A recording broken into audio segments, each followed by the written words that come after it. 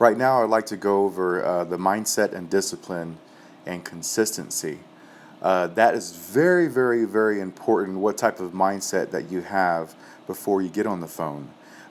Some people say you do have to have thick skin, because when you do make phone calls, you never know what's on the other line. You never know what people are going through, right? Somebody could have lost a loved one, or somebody could have got cheated on, or somebody got a big bill in the mail. Anything can happen.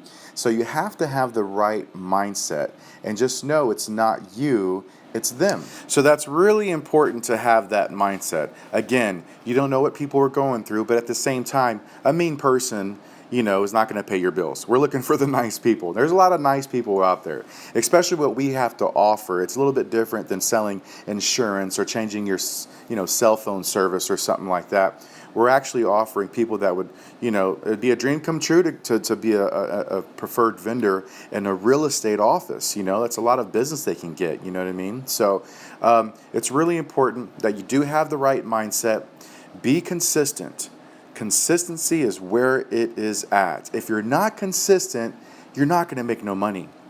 If you're consistent, you will make a lot of money. Remember that. Consistency is really, really important. Following up on your phone calls. Making sure you call them back at the right time. Making all your phone calls, pitching as much as possible. That's what's going to make you money.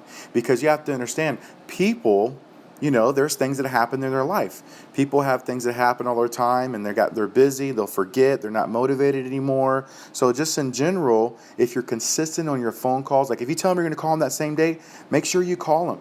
If you don't get a hold of them, call them again, the same day, because you want to get that fire still lit.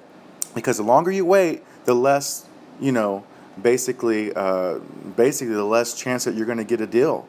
So you want to be consistent. It's really, really important. All the deals that you follow up with and the ones that you've talked to yesterday and even last week, you'll be surprised. If you're just consistent on everything, making your phone calls, making your follow-ups, leaving the messages, all your deals will just start falling down. And it takes a few days to build your pipeline, but trust me, they will fall down. You'll be ending up getting a deal every day, 2 times a day, 3 times a day. Some days you might not have a deal at all because you just called a bunch of people, they weren't there. But the next day you wake up in the morning, everybody's emailing you and everybody's calling you back, and then the people you talk to, everybody wants to do it. So you made up for, a whole week in one day, basically. I also want to go over why people buy. Buyers must find meaning or relevance in what you're selling.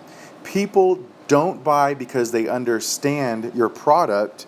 They buy because they feel you and understand their need, basically. To that end, they start with understanding your prospects, and customers.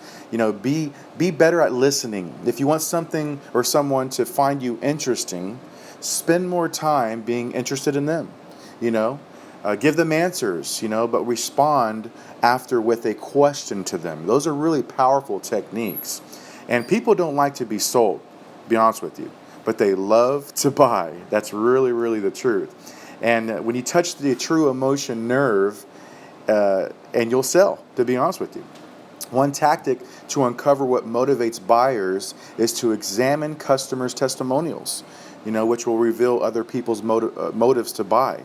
And, you're selling basically is a business of emotions. That's really what it is. People want to believe that they make decisions rationally, logically, but in reality, they make them emotionally first, and then they defend those decisions with logic. They rationalize. This holds true for a piece of manufacturing equipment, life insurance, clothing, or dessert at a restaurant, something like that. It's pretty much just the way it is.